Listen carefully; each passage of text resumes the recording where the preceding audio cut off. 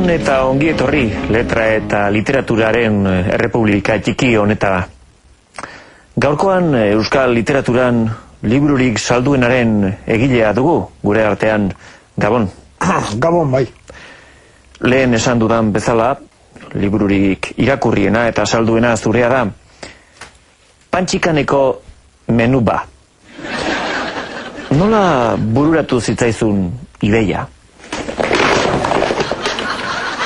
Bani beti jatetxe berdinera joten nintzen apaltzea, eta antxe kamarerak ahoz esaten zian menua, eta ni galdu iten nintzen, iluntasunean.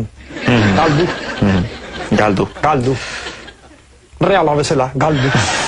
Ahozko literaturan oinarritutako liburua da, beraz, zurea? Bai, argi dago, ahozko tradiziotik datorrela, eta nik idatzizkoa pasaetela. Ni tramite bat naiz, eta hori liburu bada. Bertan denetik aipatzen duzu frito bariatuk, esparraguak maionesakin, esparraguak vinagretakin,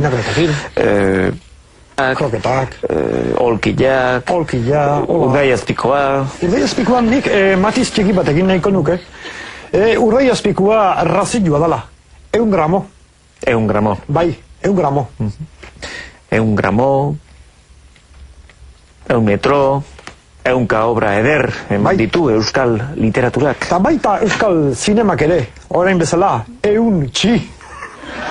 Untxilla. Eta beste bat aztu pentzilegu. Cervantesen hizkuntza oso ezaguna dena, 100 lugar de la Mancha. Eta liburuaren bigarren zatian azaltzen da nolabaiteko alderdi karnala. Bai, lizuna.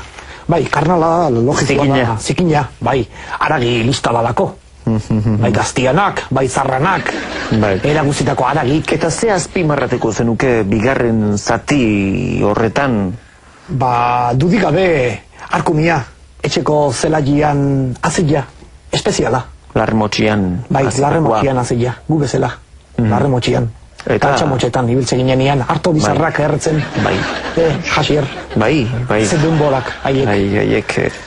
Ze azpimarratuko zenuke bixarroiek hor hau azpian eukita? Etxeko mamila eta horrek representatzen duen mundu simboliko guzti hori mamilaren inguruan. Mami unibertsua esan genezake. Ez da arrozko letxe, mamila. Ez mamila, esan nahi guztiarekin. Desberdin gatu egin behar da, bai natilatik eta baita arrozko letxetik ere bai. Eta krokanti?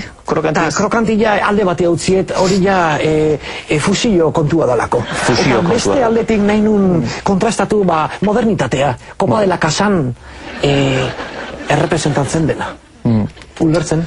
Bai, sakona da, esan nahi duzuna, baina eta kartatik kanpo badago nolabait zerbait gehiago, gaurkoaz aparte... Kartatik kanpo dago epitafilua, nahi izan ezkeo, arrai pastela.